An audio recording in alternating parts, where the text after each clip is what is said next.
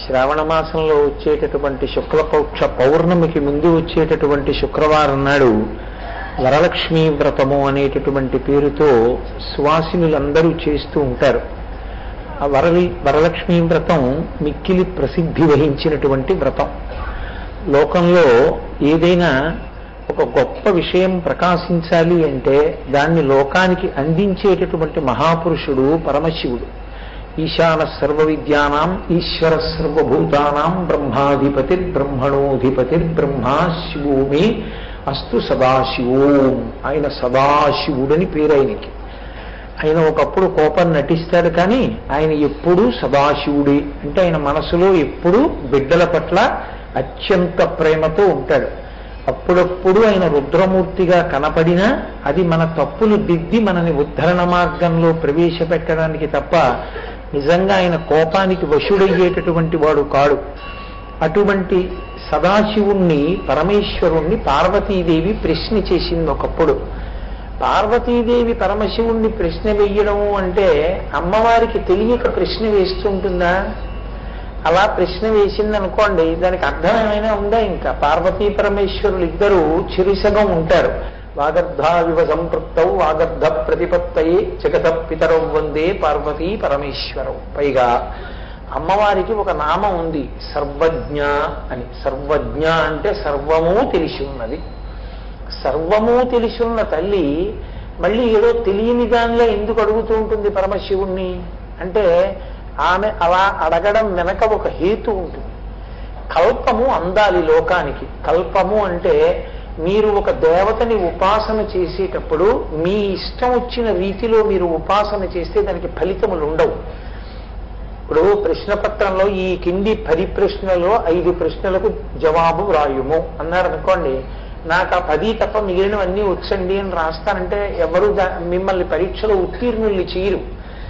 అలాగే ఋషి చెప్పిన కల్పం ఉంటుంది. ఆ కల్పము ఎందుకు ప్రకాశిస్తుంది అంటే పరమశివుని వలన ఆ కల్పాన్ని లోకానికి ఆ తల్లి వ్యాప్తి చేస్తుంది. అందుకే పార్వతీదేవి అడిగితే పరమశివుడు ఏ కల్పం చెప్పాడో ఆ కల్పం ప్రకారమే ఆరాధన చెయ్యాలి. అందుకే పూజంతా అయిపోయిన తర్వాత కథ చదవడం కాదు, కథ ముందు రోజు చదువుకోవాలి. కథ ముందు రోజు చదువుకుంటే అసలు మీరు ఆ వ్రతం ఎందుకు చెయ్యాలి, ఎలా చెయ్యాలి అందులో ఉంటుంది.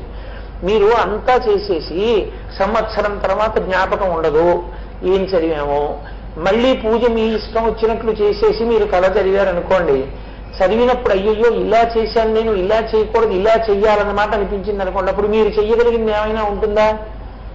అపరాధ సహస్రాన్ని క్రియంతే అని అమ్మవారి దగ్గరికి వెళ్ళి అమ్మ బోళ్ళని తప్పులు చేశాను నన్ను క్షమించనో మాట చెప్తుంటారు. అందుకు కాదు, ముందు రోజు ఒకసారి కూర్చుని ఆ కథని చదివి చూడాలి. అందులో ఏముంది అన్న విషయం మీకు తెలుస్తుంది. అప్పుడు దాన్ని మీరు బాగా చదివితే మీ బుద్ధి కూడా నిలబడుతుంది. 2, అసలు ఆ వ్రతం ఎప్పుడు ఫలితం ఇస్తుంది అన్నది మీకు అర్థం అవుతుంది. అందులో మీరు చూడండి, పార్వతీదేవి పరమేశ్వరుణ్ణి అడిగినప్పుడు ఆవిడికి తెలియక అడిగినది కాదు, ఎందుకు అడిగిందో చెప్పారు. దాంట్లో భవిష్యోత్తర పురాణంలో ఒక మాట ఉంది. ఆవిడ ఎందుకు అడిగింది అంటే లోకానుగ్రహ కామ్యయా అన్నారు. లోకమును అనుగ్రహించేటటువంటి కోరిక కలిగినదై ఆ తల్లి పరమశివుణ్ణి ప్రశ్న వేసింది. ఎందుకని?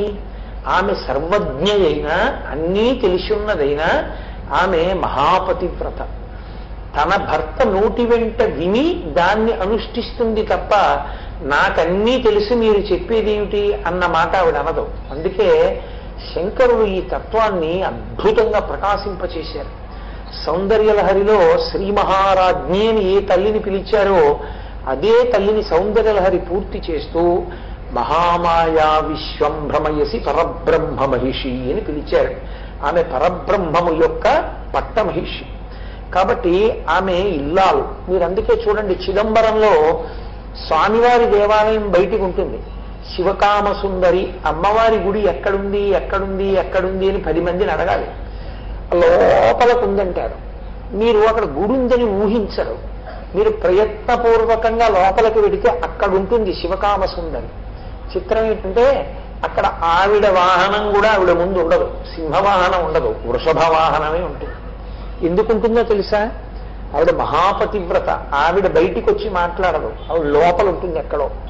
శివుడికి వంట చేసి పెడుతూ ఉంటుంది, పిల్లలకు అన్నం పెట్టుకుంటూ ఉంటుంది అన్నపూర్ణగా. అమ్మని చూద్దామనుకున్న పిల్లలు వంటింట్లోకి వెళ్ళి, అమ్మా ఏం చేస్తున్నావు అమ్మా అంటే, అదే నాన్నగారికి పాయసం వండుతున్నాను రా, నాన్నగారు తిన్నాక మీ అందరికీ పెడతాను రా అంటుంది. అమ్మని చూడాలంటే లోపలికి వెళ్ళాలి. అదే మధురైలో అయితే ముందు మీనాక్షి, తర్వాత సుందరేశ్వరుడు. ఆవిడ పరిపాలకురాలు, ఆయన ప్రశాంతంగా కూర్చుని ఉంటాడు.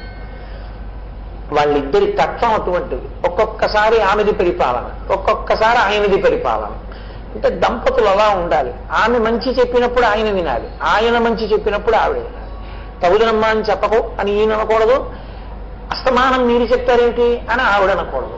మంచి చెప్పినప్పుడు ఉభయులు పంచుకోవాలి ఒకరితో ఒకరు. అందులో త్రికరణ శుద్ధిగా ఉండాలి.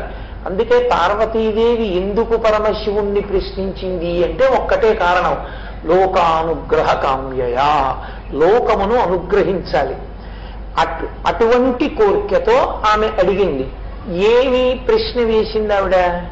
ఆవిడ అడిగిన ప్రశ్న యొక్క ప్రధానమైనటువంటి సారాంశము ఒక్కటే అడిగింది. ఆవిడంది, పుత్ర సంపద వర్ధయేత్, పుత్రులు సంపద దేని వలన బాగా వృద్ధిలోకి వస్తాయో అటువంటి వ్రతాన్ని నాకు ఉపదేశం చెయ్యండి, నాకు చెప్పండి అంది. ఆయన వెంటనే పుత్రులు సంపద, ఈ మాట మీరు అర్థం చేసుకోవాలి. ఈ రెండూ వృద్ధిలోకి రావడము అన్న మాట వెనక ఏముంది? పక్కన సౌభాగ్యం ఉంది కదా. సువాసిని అయి భర్త ఉంటే కదా పుత్రులు సంపద వృద్ధిలోకి రావడం. కాబట్టి సౌభాగ్యము కూడా అంతర్లీనం. పుత్రుడంటే ఎవరు? పరమశివుణ్ణి పార్వతీదేవి అడిగేటప్పుడు కేవలం ఏదో కొడుకుల గురించి అని అనలేదు, పుత్ర శబ్దం వేసింది ఆవిడ. పుత్ర అన్న మాటకి సంస్కృతంలో అర్థం ఏంటంటే, పు అంటే పున్నామ నరకము నుండి త్రా దాటించువాడు. పున్నామ నరకము అని ఒక నరకం. ఆ నరకాన్ని దాటాలి అంటే ఎవరికి పుత్రుడున్నాడో వాడి వలన దాటుతాడు. ఎవరికి పుత్రుడున్నాడో అన్న మాట ఎందుకు వాడతారో తెలుసా? పుత్రుడన్న వాడికి అర్థం ఏమిటంటే వాడు తల్లిదండ్రుల యొక్క శరీరమును విడిచిపెట్టిన తరువాత గయాశ్రాద్ధం పెట్టాలి. తల్లిదండ్రులు శరీరాన్ని విడిచిపెట్టేసిన తిథిని గుర్తు పెట్టుకుని మిక్కిలి శ్రద్ధతో శ్రాద్ధం పెట్టాలి. తల్లిదండ్రులు బ్రతికున్నంత కాలం వాళ్ళని పరదైవంగా సేవించినటువంటి వాడై ఉండాలి.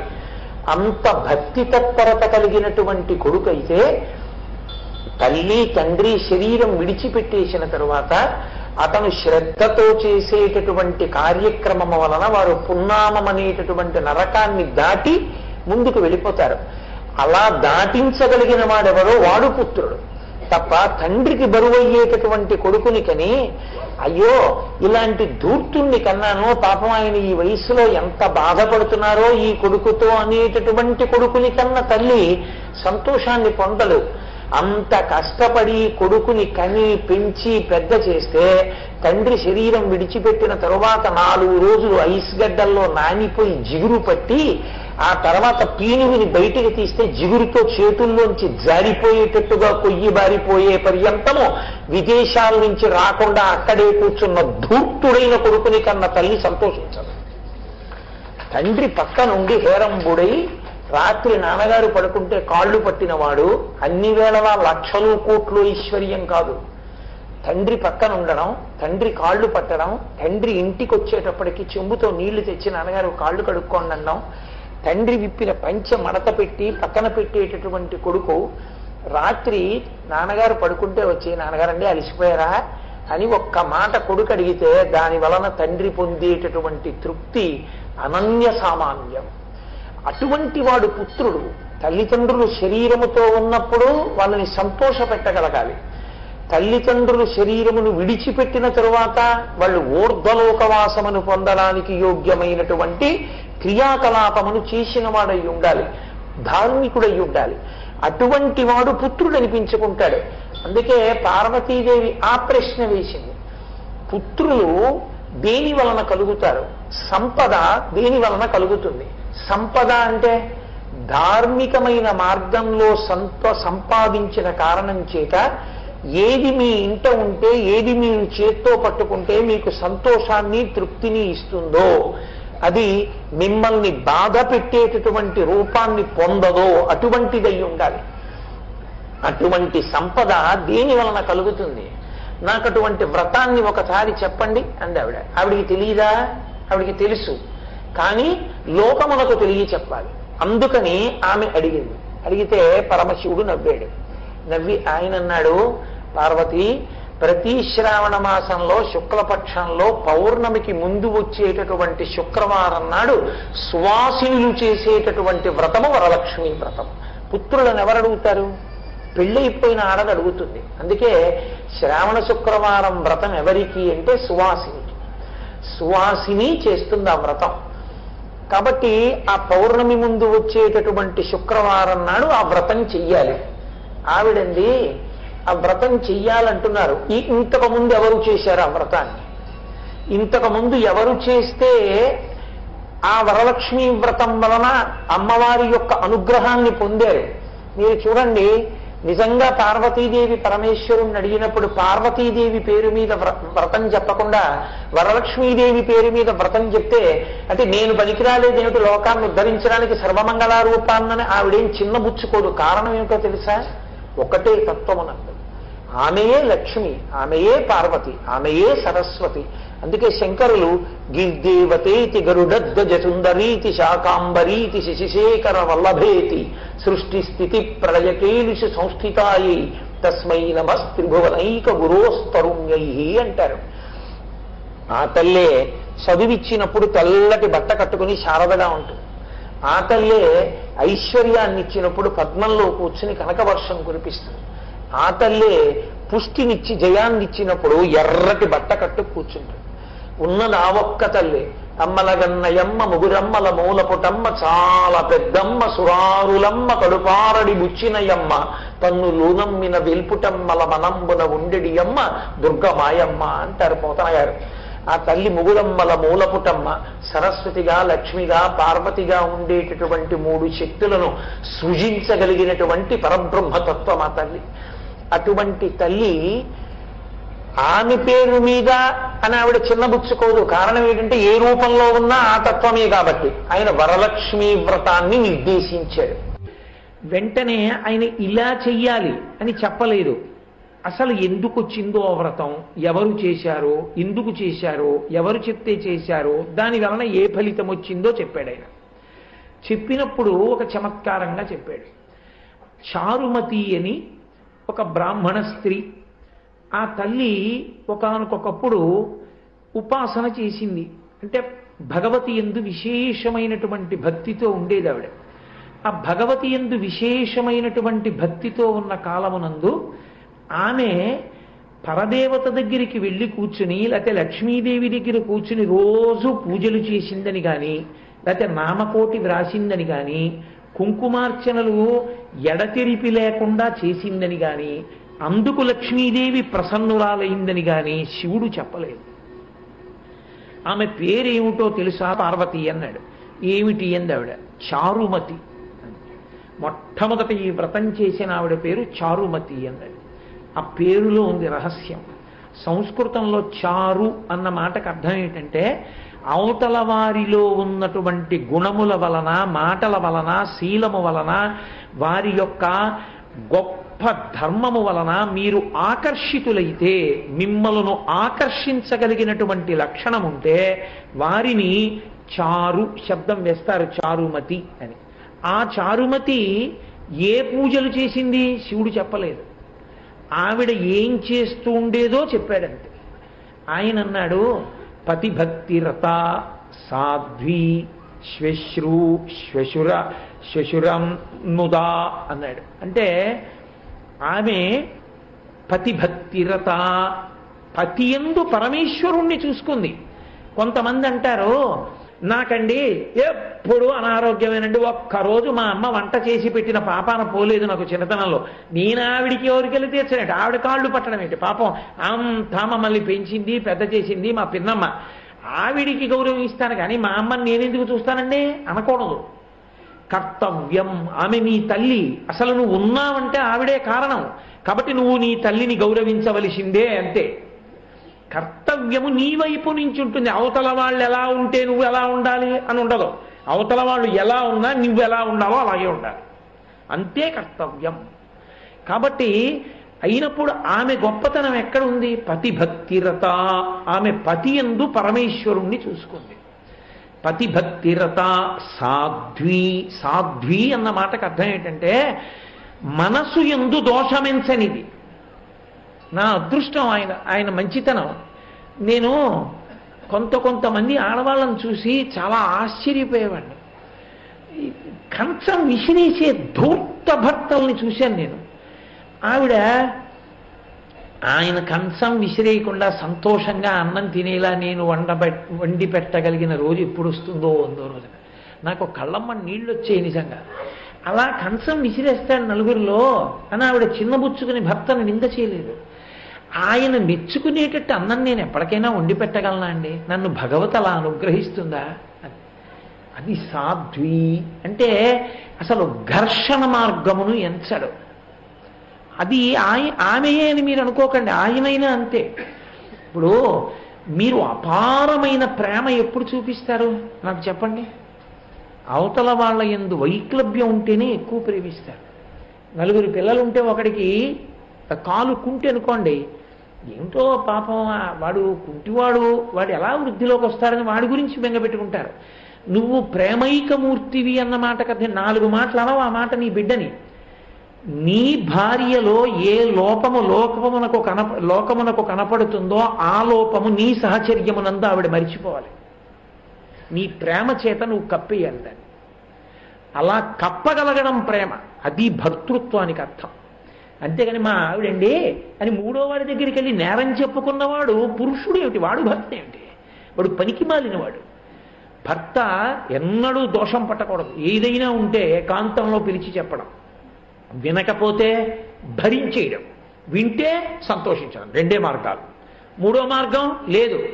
విడాకులు అంటారేమో, అసలు శాస్త్రంలో లేదు, ఎవడో తెచ్చిపెట్టాడుదని తప్పసలు లేదు. భారతీయ సంస్కృతి యందు విడాకులన్న మాట లేనే లేదు. బాలకాండలో ఇంద్రుడితో పొరపాటు చేసినటువంటి అహల్యనే గౌతముడు విడిచిపెట్టలేదు. మళ్ళీ ఆమె చేత తపస్సు చేయించి ఏలుకున్నాడు. విడాకులన్న మాట లేదు. అంటే దాని అర్థం భరించుట, సంతోషించుట, 2 తప్ప 3వ మార్గం నీకు లేదు. ఒకసారి తాళి కట్టావు అంతే, ఇంకా జీవితం నువ్వు చక్కగా అలా బ్రతకవలసిందే అంతే. ఎవరితో నువ్వు బాధ పెట్టుకోకూడదు, సంతోషం పొందాలి. ఆమె పెంకిదైతే, నీ కూతురి పెంకిదైతే ఎలా బెంగ పెట్టుకుని ఎక్కువ ప్రేమిస్తావో అలా ఆ పెంకితనం ఉంది దానికి, అది ఎక్కడ ఎవరితో మాట పడుతుందో అని ఎక్కువ ప్రేమించి కప్పుకురావాలి. బయట పెట్టుకున్నవాడు భర్త ఎందుకు అవుతాడు? అందుకు నేను ఆడవాళ్ళకే బుద్ధి చెప్తున్నానని మీరు అనుకోకూడదు. ధర్మం ధర్మమే, నేను చెప్పడం కాదు, శాస్త్రం అలా మాట్లాడుతుంది. అది కర్తవ్యము అన్న మాటకు అర్థం. అందుకే రెస్పాన్సిబిలిటీస్, బాధ్యతలు ఇవి శాస్త్రంలో ఉండవు. కర్తవ్యం రక్షతా సదా, కర్తవ్యం ఉత్తిష్టోత్తిష్ట గోవింద ఉత్తిష్ట గరుడధ్వజ అన్నట్లే ఏదో పొద్దున్నే కౌసల్యాసు ప్రజారామ పూర్వా సంధ్యా ప్రవర్తతే ఉత్తిష్ట నరశార్దూల కర్తవ్యం దైవమాన్నికం.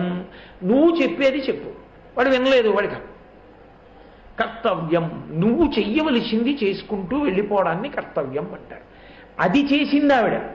ఆ చేయడంలో నా కర్మ, నీ చేయడమే కానీ ఆయన ఏమైనా పట్టించుకుంటారా, సంతోషిస్తారా?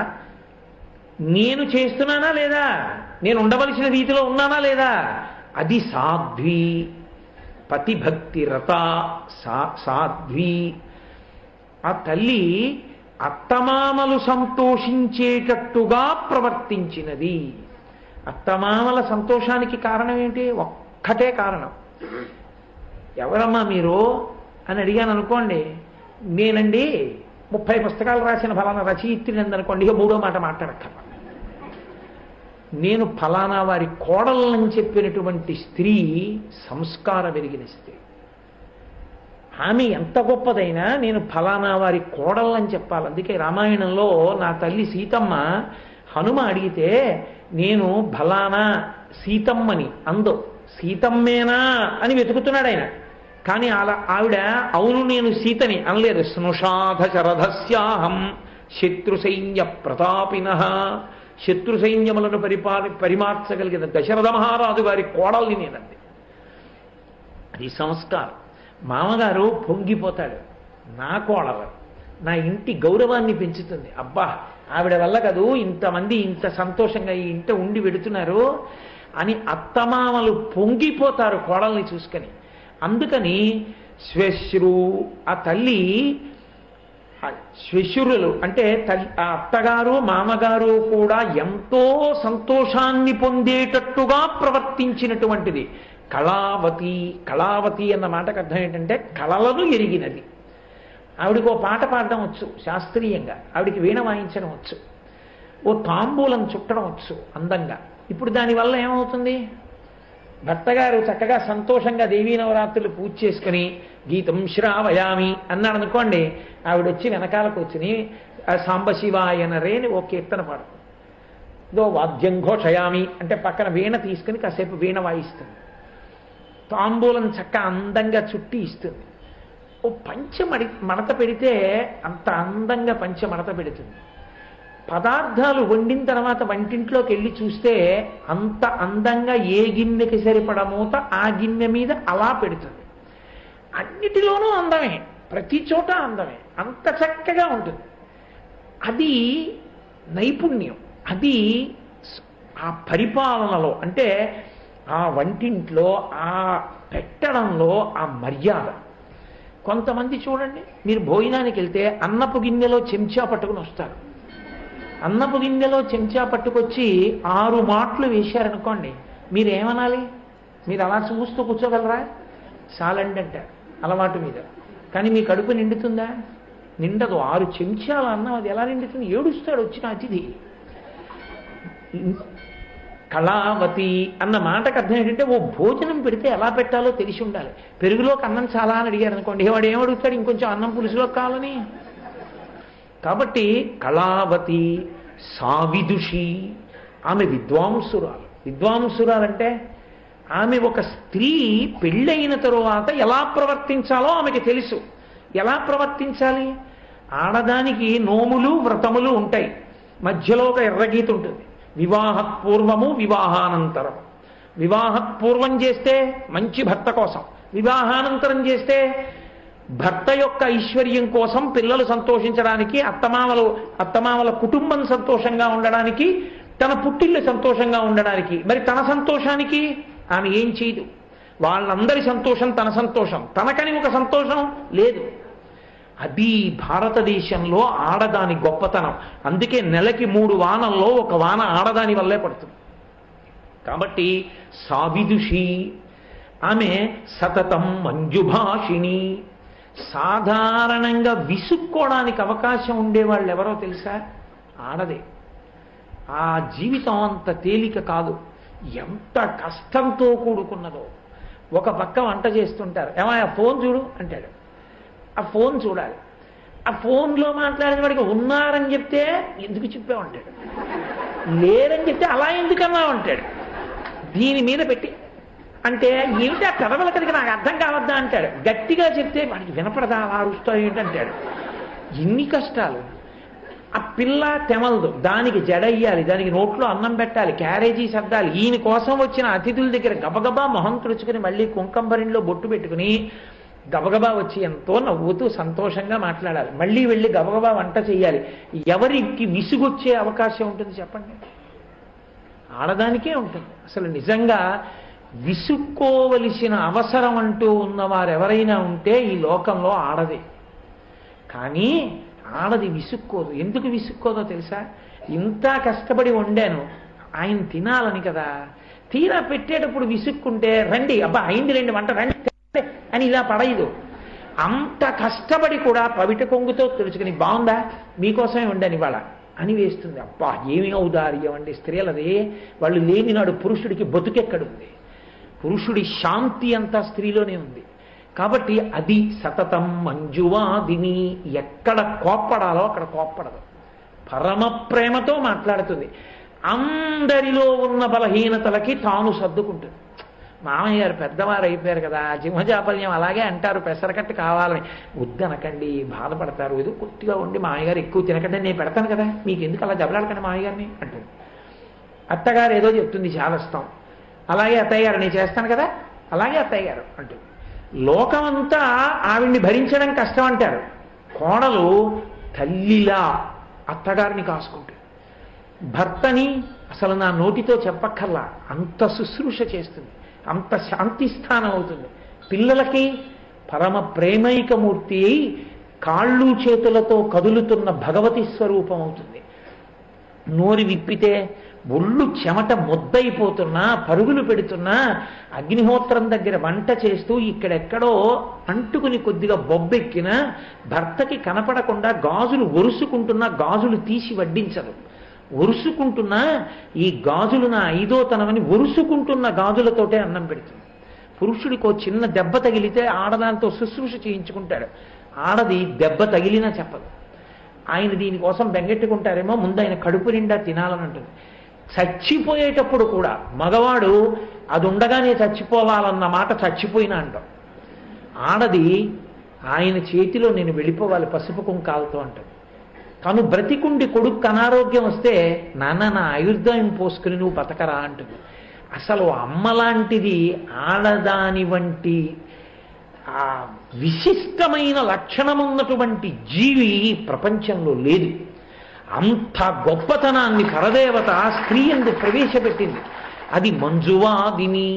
నేను ప్రేమతో మాట్లాడితే గొప్ప కాదండి, ఏముంది పూజ చేసుకొచ్చి హాల్లో కూర్చుంటే నాకేం వంట పనే, కూర్చుంటే ఎవరో వచ్చారనుకోండి ఎన్ని కబుర్లైనా చెప్తాను. 9:30 అయ్యేటప్పటికి మాత్రం వాచి చూసుకునేవా పలహారం సిద్ధమా అంటాను. ఈలోగా వచ్చిన వాళ్ళందరికీ ఒకరి కాస్త మజ్జిగ పంపిద్దు, పంపించడానికి మూడో వాడు ఎవడు ఉన్నాడు, నేను అది తప్పంటే అదే పట్టరావాలి. గంభీరంగా మాత్రం కాస్త మజ్జిగ పంపించు, ఒక 2 కాఫీలు పెట్టు, అవతలది చేసుకుంటూ మీరు చూడండి ఎన్ని మాటలు ఆ పమిటతో ఇలా ఇలా ఇలా ఇలా ఒత్తుకుంటూ కొద్దిగా బొట్టు నిధనం అయిపోయో ఇంకోలాగో కనపడితే అత్తగారు ఏమిటమ్మా అది బొట్టు సరిగ్గా పెట్టుకో అంట. ఇక్కడ మచ్చపడ్డా సరే బొట్టు మాత్రం తీదు. ఎక్కడుంటారండి నిజంగా? నేను ఏదో గొప్పగా పొగిడాను అనుకోకండి, ఆడదాని లాంటి వ్యక్తి సృష్టిలో లేదు. అందుకే ఆ అమ్మతనంతో, ఆ భార్యతనంతో, ఆ అక్క చెల్లెలతనంతో, ఆ కూతురుతనంతో అసలు పురుషుణ్ణి ఆడది ఎంత శాంతి కల్పిస్తుంది. ఆడపిల్ల అత్తవారింటికి వెళ్ళిపోయేటప్పుడు తెలుస్తుంది ఆడపిల్ల ప్రేమ ఏమిటో తండ్రి మీద. వెళ్ళిపోయి మాట్లాడినప్పుడు తెలుస్తుంది. ఆడపిల్ల కడుపుతో ఉండి నాకు నాన్నగారు లాంటి కొడుకు పుడితే చాలమ్మా అన్నప్పుడు తెలుస్తుంది ఆ పిల్ల ప్రేమ ఏమిటో. అటువంటి స్థితి. అందుకే మహానుభావుడు వ్యాసమహర్షి ఆమె చారుమతి జీవితం గురించి చెప్తూ సతతం మంజువాదిని, ఆమె ముందు భర్తని, అత్తమామల్ని, పిల్లల్ని జాగ్రత్తగా చూసుకుంది. ఎవరు ప్రసన్నురాలైంది? లక్ష్మీదేవి ప్రసన్నురాలైంది. కలలో కనపడి చారుమతి నీకు దర్శనమిస్తున్నాను, నీ ఎందుకు ప్రీతి పొందాను నేనంది. లక్ష్మీ నాకు కనపడని ఆవిడ అడగలేదు, చారుమతి నీకు నేను కనపడ్డానంది.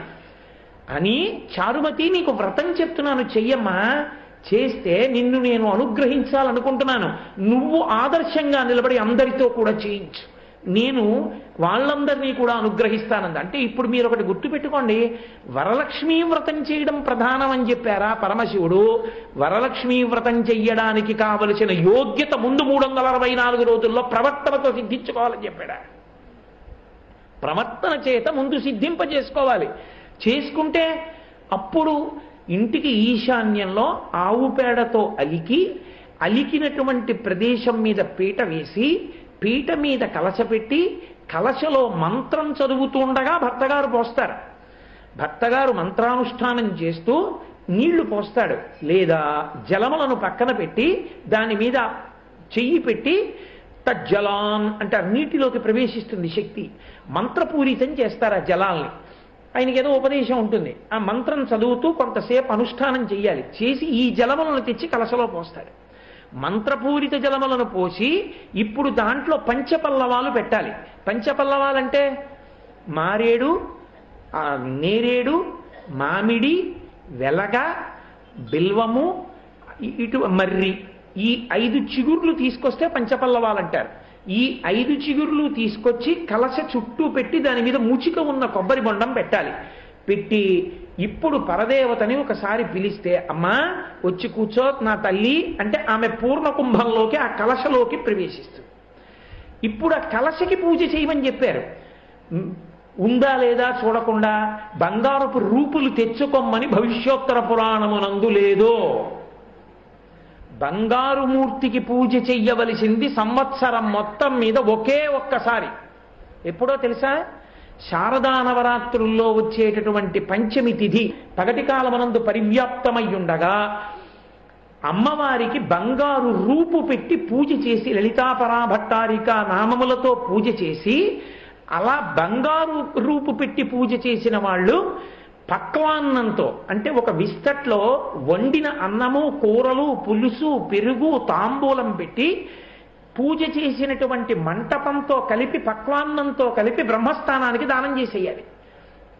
అలా దానం చేస్తే వాళ్ళు ఎన్ని జన్మలకి సమస్త సౌఖ్యములతో ఉండేటట్టుగా నేను చూస్తానంది లలితమ్మ. దాన్ని ఉపాంగ లలితా వ్రతము అంటారు. అది ఒక్క పంచమి నాడు చేస్తారు. అది చెయ్యడం ఎంత గొప్ప, చూడడం అంత గొప్ప. బంగారు రూపుతో వరలక్ష్మీ వ్రతం చెయ్యమని లేదు, కలశ పెట్టమని ఉంది. కలశ పెట్టి నువ్వు వ్రతం చెయ్యి. నీ భర్తకి ఐశ్వర్యం ఉంది, ఓ గొలుసు పట్టుకొచ్చిస్తాడు, వేసుకోవాయ్ అని. ఆ గొలుసు తీసుకొచ్చి అక్కడ పెట్టి ఆ రోజున పూజ చేసి తత్ప్రసాదంగా మెళ్ళో వేసుకో. ఉంటే వడ్డాణం చేయిస్తాడు, నీకు తప్పెవరికి ఇస్తాడు? ఆయనకి లేదు, మంత్రజలాల్ని తీసుకొచ్చి కలసలో పోసాడు, సంతోషంగా ఆయన కాళ్ళకి నమస్కారం పెట్టి వ్రతం చేసుకో, లక్ష్మి నిన్ను అనుగ్రహిస్తుంది. ఇప్పుడు వాళ్ళు వ్రతం పూర్తి చేశారు. పూర్తి చేసి ఏం చేశారు? ప్రదక్షిణం చేశారు.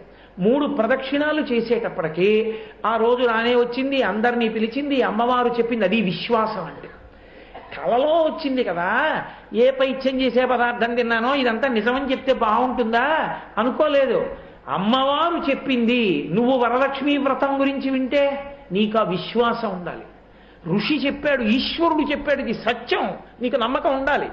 ఉంటే నువ్వు ప్రదక్షిణం చేయడానికి వీలుగా కలశ పెట్టాలి. గోడ పక్కన తీసుకెళ్లి పెట్టేస్తే ఎలా చేస్తావు ప్రదక్షిణం?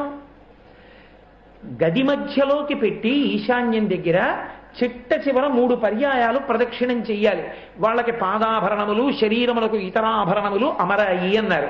అంటే కాళికా పురాణాన్ని అనుసరించి పతిభక్తిరత అయినటువంటి తల్లికి, ఆ స్త్రీకి సర్వకాలములయందు భర్త పొంగిపోతాడంతే. అతని దృష్టిలో, అతని హృదయంలో ఆమె పట్టాభిషేకాన్ని పొందుతుంది. ఇంకా ఆడదానికి అంతకన్నా మర్యాద లేదు లోకంలో. అంత అనుకూల దాంపత్యం, అంత మంచి సంతానం, అంత సంపద, ఇవన్నీ వస్తాయి. ఇప్పుడు వాళ్ళకి అన్నీ పెరిగాయని చెప్పి శివుడు ఊరుకోలేదు. ఏం చెప్పాడో తెలుసా? ఆమె ఏమైందో తెలుసా చారుమతి? నిత్యాన్నదానరత అన్నాడు. నాకింత ఐశ్వర్యం ఉంది కదా, నేను ఎంతమందిని పిలిచి మా ఇంట్లో చక్కగా అన్నం పెట్టగలను? అక్కడ పూజలు అవుతున్నాయి. ఆ బ్రాహ్మణులందరినీ, అయ్యా ఒక్క పూట మా ఇంటికి వచ్చి బ్రహ్మస్థానంలో ఉండి దీక్షలో ఉండి మీరు ఇంత పూజ చేస్తున్నారే, మడి కట్టుకుని అన్నం పెట్టుకుంటాను, నేను మా ఆయన ఉపవాసన వేసుకుంటారు, అయ్యా ఒక్క పూట మీ అందరూ మా ఇంటికి వచ్చి దేవతార్చన చెయ్యండి అని అడగాలన్న కుతూహలం లేకపోతే, ఒక్క ఇల్లాలు అలా అడగకపోతే ఇంకా ఏ మర్యాద నిలబడినట్టు? అలా అడిగిన వాళ్ళు ఉంటే కదూ లోకంలో సంప్రదాయం నిలబడిందని గుర్తు.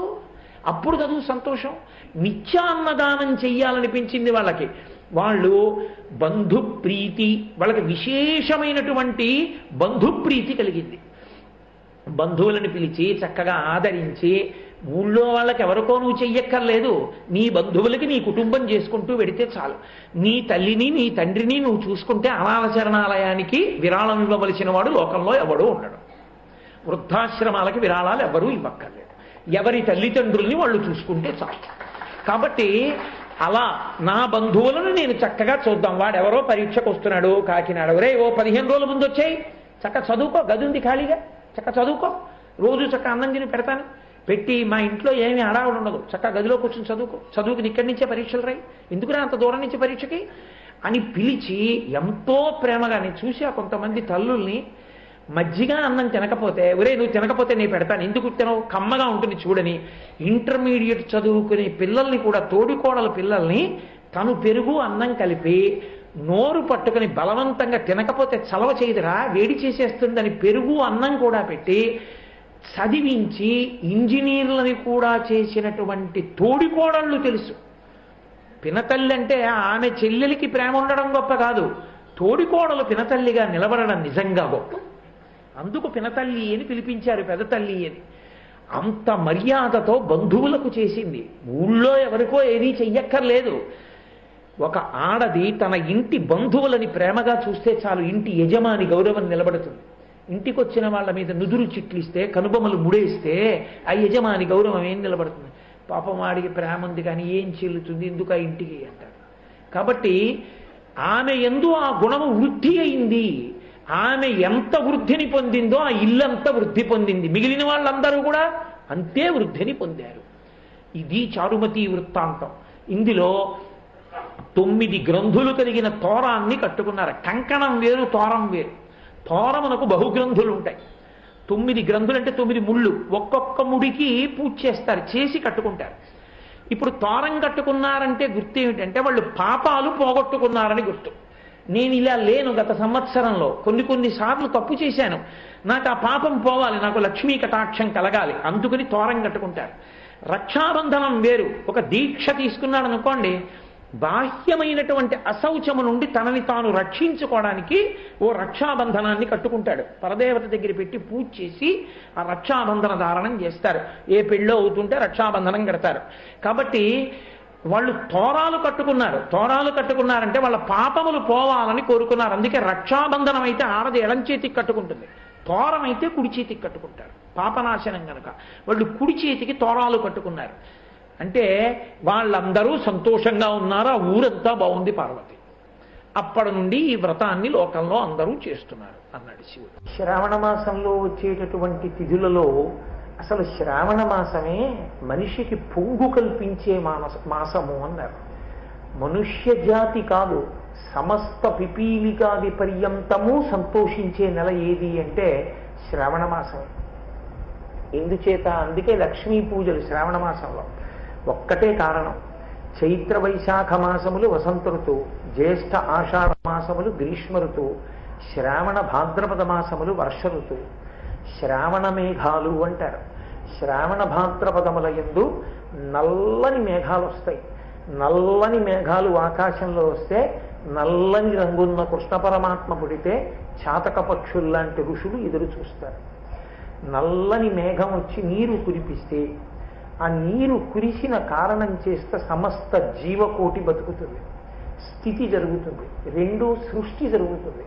అంతకుముందు ఏ గింజ నేల మీద పడిపోయిందో తెలియదు, ఆ వాన చినుకు తగిలి ప్రత్యుత్పత్తిని పొందుతాయి. మళ్ళీ ఆ గింజ ఆ మొక్కగా పైకి లేచి చెట్టై కాయలు కాసి పళ్ళు పండి మనందరికీ కావలసిన ఆహారాన్ని సమకూరుస్తుంది. అందుకే శ్రావణ మాసం మనకి కాదు, సమస్త జీవజాలమునకు పండుగ అన్నారు. అందుకే అంతకన్నా లక్ష్మీ కటాక్షం ఏముంటుంది? ఆ వర్షం కురవడమే మనందరం సంతోషంగా బ్రతకడానికి హేతు. కాబట్టి శ్రావణ మాసంలోకి వచ్చేటప్పటికి లక్ష్మీ పూజ చెయ్యడానికి శ్రావణ మాసంలో పరమశివుణ్ణి విశేషమైనటువంటి ఆరాధన చేస్తారు. చాతుర్మాస్యం ఒక ఊళ్ళో జరుగుతోంది అంటే శ్రావణ మాసంలో సోమవారం నాడు జరిగేటటువంటి శివారాధన చూడడం చాలా గొప్పదిగా చెప్పబడుతుంది. అన్ని వేల మంది బారులు తీరుతారు ఆ తీర్థం కోసం. శ్రావణ సోమవారం అంత గొప్పది. శ్రావణ శనివారం విష్ణు ప్రీతి, శ్రావణ శుక్రవారం లక్ష్మీ ప్రీతి, శ్రావణ మంగళవారం గౌరీ ప్రీతి. అందుచేతనే సంతానము, సౌభాగ్యము, సంపద, ఆధ్యాత్మిక పురోగతి నాలుగిటిని ఏకకాలమునందు సాధించి బాహ్యమునందు అభ్యున్నతి కారకమైనటువంటి పాడి పంట నీరు సమృద్ధి కలిగించగలిగినటువంటి నెల శ్రవణ మాసం. అందుకే శ్రావణ మాసానికి శ్రావణ మేఘానికి శ్రావణి అని ఒక పేరు పెట్టుకుంటూ ఉంటారు. ఆడపిల్లలకి శ్రావణి అని పేరు పెడతారు. శ్రావణి నిజానికి ఋగ్వేద బ్రాహ్మణులు, యజుర్వేద బ్రాహ్మణులు, 2 వేదాలు చదువుకున్నటువంటి బ్రాహ్మణులు. అంటే 2 కలిపి చదువుకున్న వాళ్ళని కాదు, ఋగ్వేదం చదువుకున్న వాళ్ళు, యజుర్వేదం చదువుకున్న వాళ్ళు.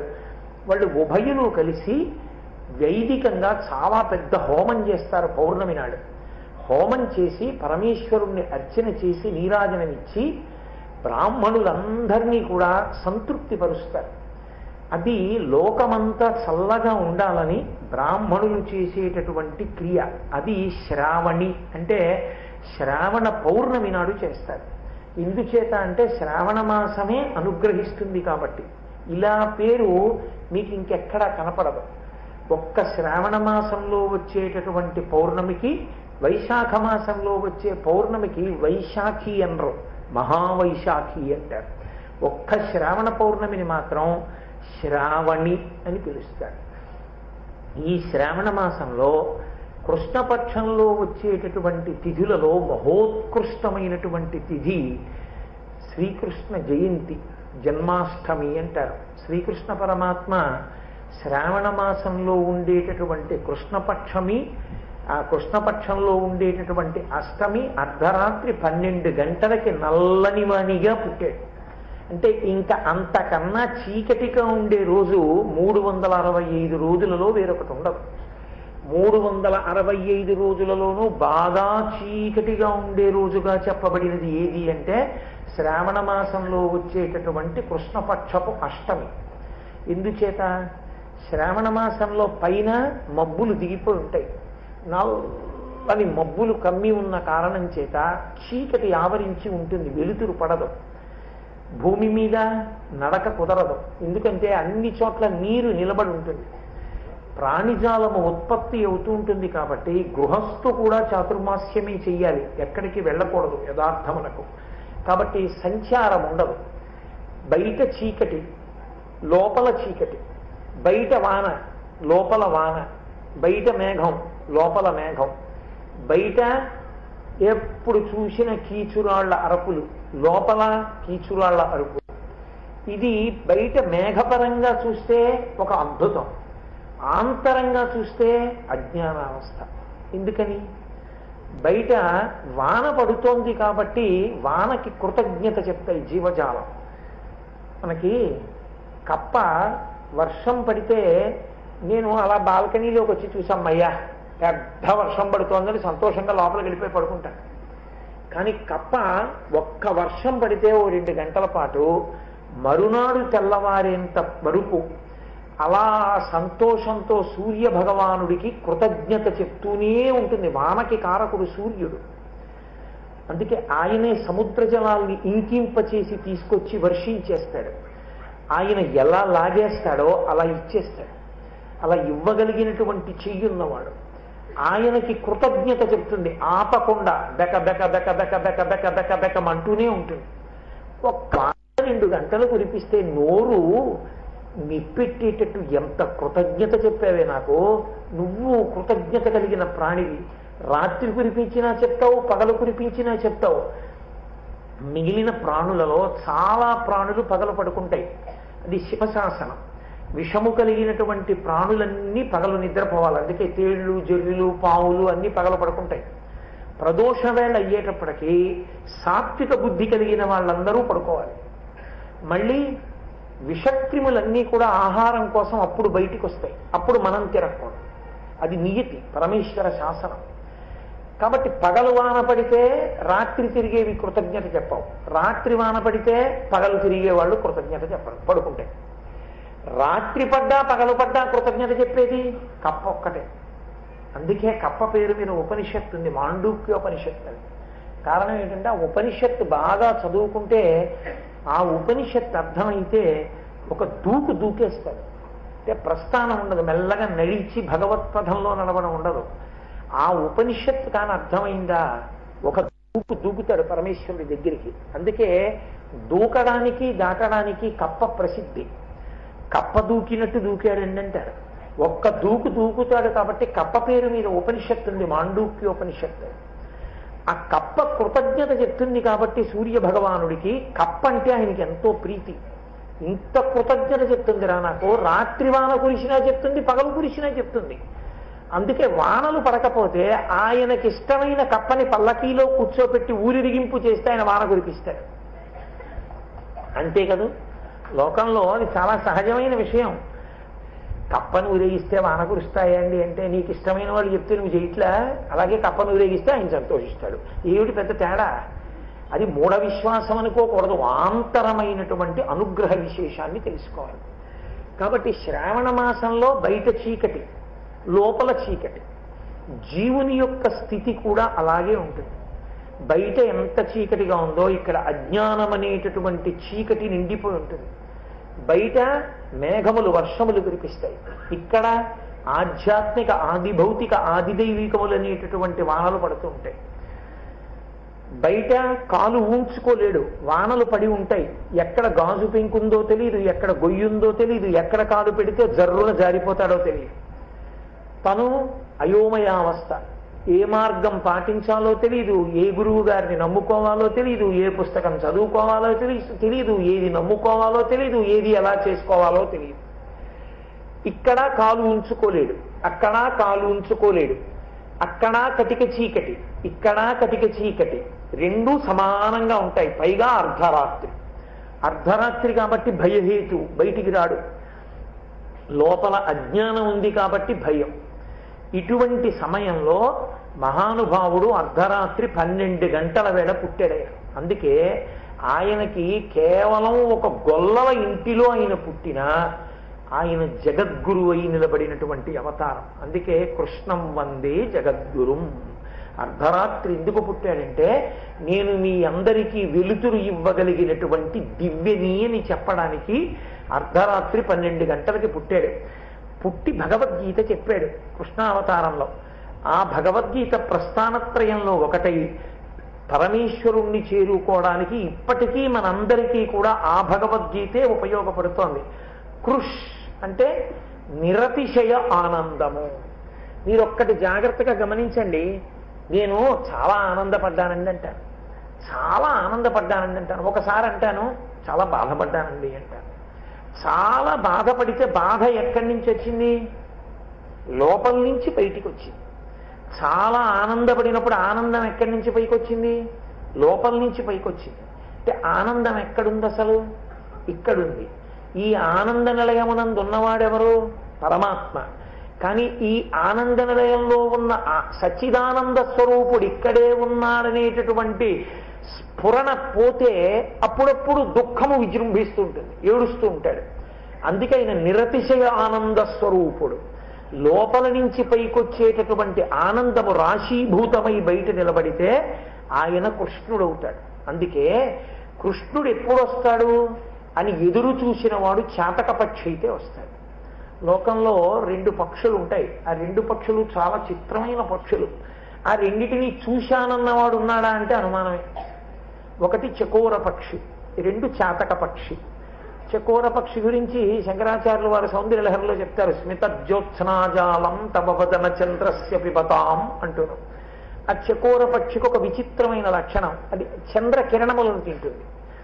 చంద్రకిరణాలు తింటుంది కాబట్టి అది అసలు యథార్థమైనటువంటి చాంద్రమానానికి సంబంధించినటువంటి ఉపవాసములు చేసేటటువంటి పక్షి లోకంలో అదొక్కటే. ఎందుకని అంటే తపస్సు చేసేవాళ్ళు చంద్రుడి కళలు పెరుగుతుంటే ఒక కబలం పెంచుకోవాలి. శుక్లపక్ష పాడ్యమి నాడు ఒక కబలం, పౌర్ణమి నాడు 16 కబలాలు తింటారు. మళ్ళీ కృష్ణపక్షంలోకి వచ్చేటప్పటికి ఒక్కొక్క కబలం తగ్గించుకుంటారు. అమావాస్య వచ్చేటప్పటికి పూర్ణోపవాసం. ఇది చంద్రుడి యొక్క కళలను బట్టి తింటూ ఉంటారు. చాతక పక్షి, చకోర పక్షి చంద్రుడి కళలను బట్టి తింటూ ఉంటుంది. ఎందుకంటే పౌర్ణమి వచ్చిందనుకోండి కడుపు నిండా తింటుంది, అమావాస్య వచ్చిందనుకోండి ఉపవాసం ఉంటుంది. అది చకోర పక్షి ఇంకేం తిందో, అది ఒక్క చంద్రుడి వెన్నెలే తింటుంది. అలాగే చాతక పక్షి అని ఒకటి ఉంటుంది, అదో విచిత్రమైన పక్షి. ఆ పక్షి ఎక్కడో ఆకాశంలో కంటుంది పిల్లని. ఆ పిల్ల పైనుంచి కింద పడిపోతుంది. ఆ కింద పడిపోయేటప్పుడు అది భూమిని తాకే సమయంలో అది మళ్ళీ పైకి ఎగురుతుంది. పైకి ఎగిరి పైనే తిరుగుతుంది. అది మీరు తీసుకొచ్చి నీళ్లు పెట్టారనుకోండి అది తాగదు, అది తాగలేదు కూడా. ఎందుకంటే దానికి ఇక్కడ కంఠం దగ్గర కన్నం ఉంటుంది. మనం నీళ్లు పెట్టినా అది గుటక వేస్తే కింద కారిపోతాయి. అందుకే శంకరాచార్యులు వారు విహంగ శిశవ్విషణ్ణే అంటారు కనకధారా స్తోత్రంలో. పక్షికి ఆకలి ఎక్కువ, దాహం ఎక్కువ. పక్షి పిల్లకి అది శంకరుల గొప్పతనం. అంటే ఈ బ్రాహ్మణి పక్షి అనలేదు, ఆయన ఏడుస్తోందమ్మా పక్షి అనలేదు, పక్షి పిల్ల అన్నారు. ఎందుకని? అక్కడ ఒక ఆవిడ కూర్చుని బాబాయ్ 3 రోజుల నుంచి అన్నం లేదు బాబాయ్, ₹1 ఇవ్వండి బాబాయ్ అంటుంది అనుకోండి, నా మనసు కరగకపోవచ్చు. ఆమె కూతురు తల్లిని పట్టుకుని గట్టిగా కొడుతూ అమ్మ 3 రోజుల నుంచి ఒక్క బిస్కెట్ కూడా పెట్టలేదమ్మా, నాకు ఆకలి రగిలిపోతోందమ్మా, అడిగినప్పుడల్లా మంచినీళ్ళు తాగమంటున్నావమ్మా, నాకు కడుపులో తిప్పుతోందమ్మా, మంచినీళ్ళు తాగలేనమ్మా, అమ్మ నాకు ఏదైనా పెట్టమ్మా అని వాళ్ళ అమ్మని కొడుతోందనుకోండి, మీరు ఆగలరా? పిల్ల ఆకలితో బాధపడుతుంటే అడగక్కర్లేదు రూపాయి ఇస్తారని, మనమే ఓ బిస్కెట్ల ప్యాకెట్ అట్టుకొచ్చి కాసి బిస్కెట్లు పెట్టమ్మా పిల్లకంటాం.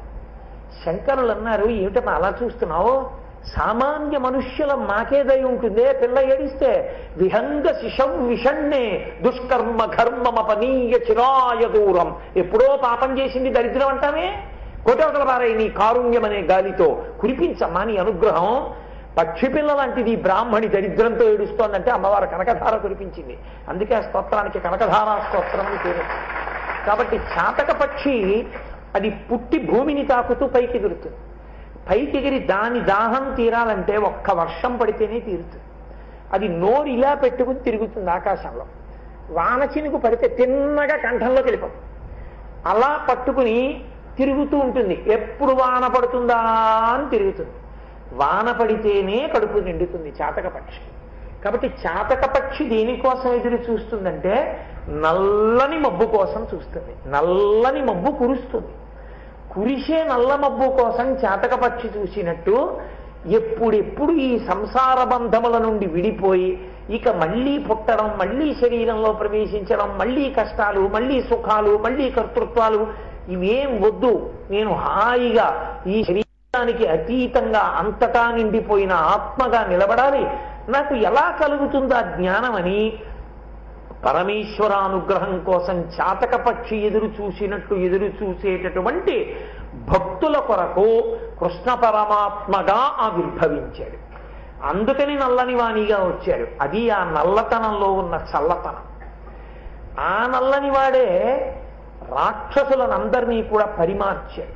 అసలు కృష్ణావతారం యొక్క విశేషమే అద్భుతం. పుట్టడమే అర్ధరాత్రి, అసలు పుట్టడమే పెద్ద లీల. ఎందుకని? ఆయన పుడుతూ ఉంటే చంపడం కోసమని కంసుడు తాళంచెవుల గుత్తి పంచెలో పెట్టుకుని అటు దేవకీదేవిని ఇటు వసుదేవుణ్ణి కట్టేశాడు. ఎంతమంది కాపలా వాళ్ళనో పెట్టాడు. ఎదురుగుండా స్తంభాలతో కనపడేటట్టుగా పెట్టాడు, మంటపం పెట్టి దాని ఎదురుగుండా ఉన్న గదిలో బంధించాడు. ప్రసవమై కుయ్ అంటే తను వచ్చి చంపేస్తాడు. ఇన్ని ఏర్పాట్లు చేసుకున్నాడు. నిద్ర మరిచిపోయాడు. అరుగుచు తిరుగుచు వాలుచు ఆయన ఎప్పుడు హరితలచి తలచి జగమా హరిమయముగ చూచకంసుడు ఆరనీయులు కన్ పుట్టేస్తున్నాడు బెంగ పెట్టుకున్నాడు.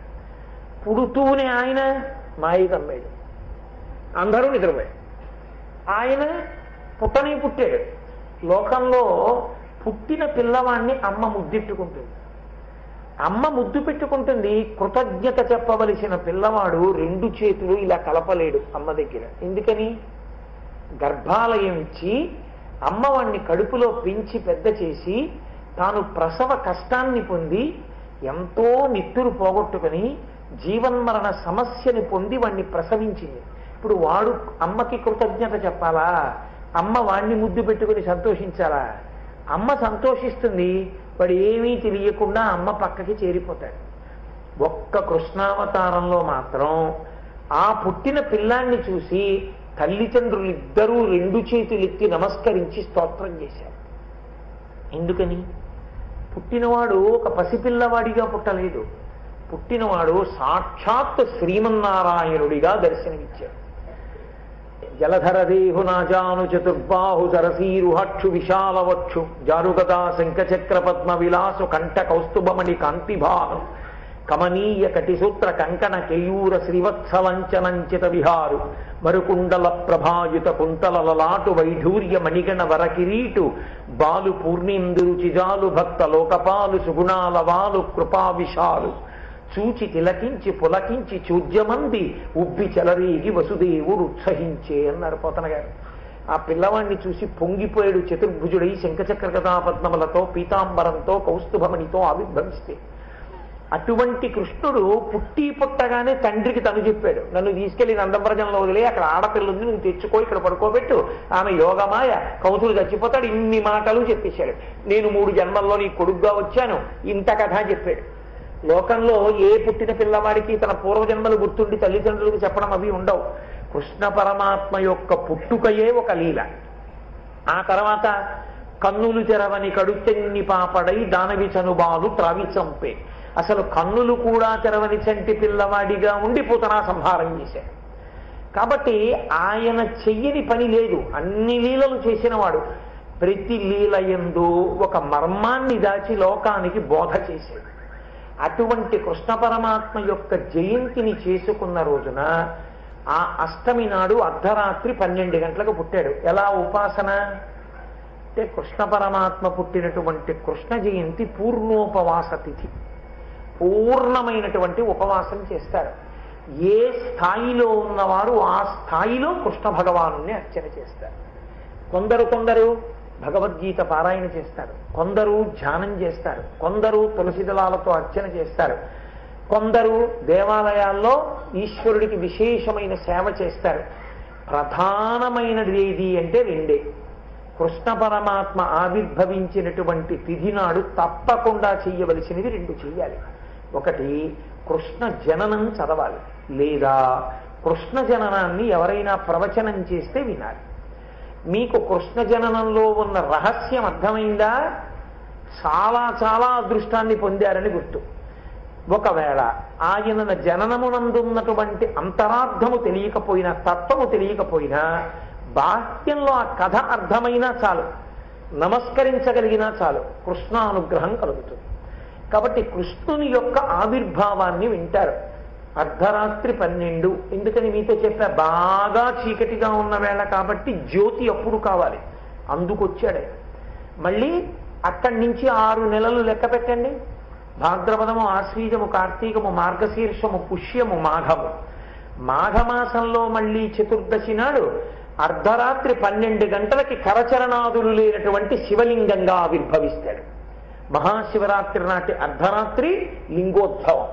6 నెలలకొకసారి అర్ధరాత్రి 12 గంటలకి ఉద్భవాలు. ఒకటి కరచరణాదులతో కూడిన కృష్ణుడు, అక్కడి నుంచి ఖచ్చితంగా 6 నెలలకి అర్ధరాత్రి కరచరణాదులు లేని అరూప రూపి. రూపమున్నదా అంటే కాళ్ళు చేతులు లేవు, రూపం లేదా అంటే శివలింగం యొక్క ఆకృతి ఉంది. శివలింగాకృతి ఉండి కరచరణాదులు లేనివాడు అరూప రూపి. అరూప రూపి అయిన శివలింగము అర్ధరాత్రి 12 గంటలకు ఆవిర్భవిస్తుంది. కాబట్టి ఎందుకని ముందు కరచరణాదులతో కూడినటువంటి మూర్తి ఉపాసన నువ్వు మొదలు పెడితే మెల్లగా నిర్గుణమైనటువంటి పరబ్రహ్మోపాసన వైపుకి నువ్వు వెళ్ళగలవు. ఇది తెలియ చెప్పడానికి అర్ధరాత్రి 12 గంటలకే ఆవిర్భావాలు వస్తాయి 2. అర్ధరాత్రి 12 గంటలకు వచ్చి అర్ధరాత్రి 12 గంటలకి గంటలు వినపడే తిథులు ఇవే. అర్ధరాత్రి 12 గంటలకు పుట్టినటువంటి కృష్ణ పరమాత్మ యొక్క జనన తిథిని ఉద్దేశించి ప్రతి దేవాలయంలోనూ ఆ రోజున ఉట్టి కొడతారు. ఉట్టి కొట్టడం అంటే ఏంటి? ఉట్టి కొట్టడం అంటే అందులో పాలు, పెరుగు మొదలైనవన్నీ పోసి ఒక కుండలో, ఆ కుండకి తాడు కట్టి ఆ తాడుని ఒక గిలక మీదుగా లాగుతారు. ఈ కింద ఉన్నటువంటి వాళ్ళు పరిగెత్తే వాళ్ళు ఆ ఉట్టి కొట్టాలి, అంటే కుండ బదలగొట్టాలి, ఆ పెరుగు మీద పడిపోవాలి. దీనికోసం పరిగెడతారు. కానీ వాళ్ళు పరిగెడుతున్నప్పుడు ఇలా పైకెత్తి కొండ ఎంత ఎత్తులో ఉందో చూద్దాం అనుకునే వేళకి ఇటుపక్క ఓ 15 మంది, ఇటుపక్క ఒక 15 మంది నిలబడి తొట్లలో నీళ్లు పెట్టుకుని ఆ నీళ్లు చెంబులతో తీసి వాళ్ళ కళ్ళల్లోకి, వాళ్ళ తల మీద, ముఖాల మీద కొడతారు ధారలతో. కొడితే నీళ్లు వచ్చి కళ్ళల్లో పడుతుంటే, చెవుల్లో పడిపోతుంటే, తలకి తగులుతుంటే తడిసిపోయి అక్కడ దాకా వెళ్ళాక కళ్ళు కనపడవు. అక్కడ దాకా వెళ్ళాక కళ్ళు మూసుకుంటాడు, చటుక్కుని పైకి వెళ్ళిపోతాడు. అంచనా అందదు, కొట్టలేదు. అలా చాలాసేపు ప్రయత్నం చేస్తారు. ఒక్కొక్కరు వస్తారు, శుభ్రంగా తడిచి ముద్దయిపోతారు. ఆఖరికి ఏమైపోతుందో తెలుసా? ఉట్టి కొడదామని ప్రయత్నించిన వాళ్ళు కింద పడిపోతారు. ఎందుకు పడిపోతారంటే కింద బురదైపోతుంది. అక్కడికే వచ్చి ఎగురుతారు, ఎగరగా ఎగరగా అది బురద అవుతుంది. ఆ బురదలోనే జారి పడిపోతారు. పడిపోయి ఒళ్ళంతా బురదైపోతుంది. అప్పుడు ఏం చేస్తారంటే ఉట్టి కొడదామని ప్రయత్నం చేసిన వాళ్ళందరూ పక్కకెళ్ళి మాట్లాడుకుంటారు. ఒరే, ఎవడికి వాడు ఉట్టి కొడదామంటే కొట్టలేడు. ఉట్టి ఎలా కొట్టాలి? పడిపోయినవాడు, పరిగెత్తినవాడు, తడిసిపోయినవాడు, బురద బట్టలవాడు అందరూ కలిసి చేతులు పట్టుకుంటారు. పట్టుకుంటే ఇప్పుడు అందులో ఒక ఇద్దరు వీళ్ళ చేతుల్లో కాళ్ళేసి నించుంటారు. ఇప్పుడు ఇంకొకడు వీళ్ళిద్దరి భుజాల మీద కాళ్ళేసి వాడు నించుంటాడు. నించుని వాడు ఆ ఉట్టి లాగేవాడి వంక చూసి నవ్వుతాడు. ఏది లాగే ఎంత లాగుతావు ఇప్పుడు? ఎందుకని వాడి గుండెల దగ్గరికి వస్తుంది ఇప్పుడు ఆ ఉట్టి. ఎక్కడికి లాగుతాడు? ఆ పైకర్ర దాటి ఇక వెళ్ళదు. అప్పుడు ఆ చేత్తో ఆ కుండని కొడతాడు. కుండ పగిలిపోతే ఆ వెన్న పాలు అందరి మీద పడిపోతాయి. అది చూస్తారు. ఎందుకు చూస్తారో తెలుసా? పరబ్రహ్మాన్ని తెలుసుకోవడానికి నువ్వు ఒక్కడివే ప్రయత్నం చేస్తే సాధ్యం కాదు. నువ్వు ఒక్కడివి కొన్ని చెయ్యాలి, 10 మందితో కలిసి కొన్ని చెయ్యాలి. ఈశ్వరుడి యొక్క ఉత్సవం దేవాలయంలో చెయ్యాలి, అందరం కలిసి ఉత్సవం చెయ్యాలి. ధ్యానం చేసుకుంటే నేను ఒక్కడిని కూర్చుని ధ్యానం చేసుకోవాలి. నా ఇంట పూజ జరిగితే నేను ఒక్కడినే పూజ చేయాలి. పల్లకి పట్టుకుంటే అందరం పట్టుకోవాలి. సామూహిక పూజ చేస్తే అందరం కలిసి పూజ చేయాలి. మొదట అందరం కలిసి మొదలు పెట్టామనుకోండి, దాని ఎందు ఉత్సాహం ఏర్పడుతుంది. అందరం కలిసి భజన చేశామనుకోండి, మెల్లిమెల్లిగా భజన చేయడం మొదలుపెట్టి గుడికి 10 మంది రావట్లేదండి, ఏదో పెళ్లిళ్ళకి వాళ్ళకి పోయారు అంటే ఉండలేక ఆ ఉన్న ఇద్దరు ఏం చేస్తారు? మా ఇంట్లో చేసుకుందాం రండి అని ఇద్దరు కూర్చుని భజన చేసుకుంటారు. ఆ తర్వాత ఆవిడ కూడా ఎక్కడికో వెళ్ళిపోయింది అనుకోండి, ఈయన ఒక్కడే కూర్చుని సాంబ సదా శివ సాంబ సదా శివ సాంబ సదా శివ సాంబ శివ అని భజన చేసుకుంటాడు.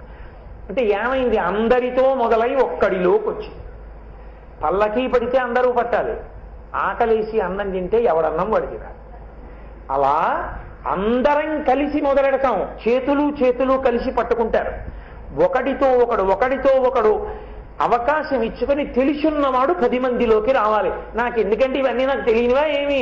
నేను ఇంట్లో కూర్చుని మానసికంగా దర్శనం చేసి ధ్యానం చేసుకోగలను, నాకెందుకండి ఎల్లరంతా అనకూడదు. ఎవడు తెలుసున్నవాడో వాడు తెలియని వాళ్ళ మధ్యలోకి ప్రేమతో రావాలి. నాకు తెలుసన్న అహంకారంతో కాదు, పరమ ప్రేమతో వచ్చి రండి మనం కలిసి చేసుకుంటున్నాం అనాలి. నేను చేయిస్తున్నాను మీరు చూస్తున్నారు అనకూడదు. కలిసి చేస్తే ఓ ఇలా చేస్తాం అని అందరికీ అవగాహన కలుగుతుంది. అందరూ సంతోషంగా తెలుసుకుంటారు. ఆఖరికి కుండ బద్దలవ్వాలి. కుండ తనంత తాను పగిలిపోవడం కాదు, మనం బదలగొట్టేయాలి. అంటే ఈ శరీరమే కుండ. ఈ కుండ ఇది ఒకనాడు పగిలిపోతుంది, కానీ ఇది ఎప్పుడో పగలడం కాదు. ఈ కుండలో ఉన్న పాలు పెరుగు మీద పడేటట్టు పగిలిపోవాలి. అంటే ఇక్కడే ఆత్మానుభవాన్ని పొందడానికి ఈ శరీరం పనికి రావాలి. అంటే కుండ పగలగొట్టేయడం అంటే దీన్ని చంపేయడం కాదు, దీన్ని చంపకూడదు. దీనిలోనే ఉండి సాధన చేసి ఇది శాశ్వతం కాదు, దీనిలో ఉన్న ఆత్మ శాశ్వతమన్న సత్యమునందు ఉంచుకోవాలి, అనుభవంలోకి తెచ్చుకోవాలి. ఇది ఉట్ల పండుగ. అందుకే కృష్ణాష్టమి నాడు ఉట్టి కొడతారు దేవాలయాలు.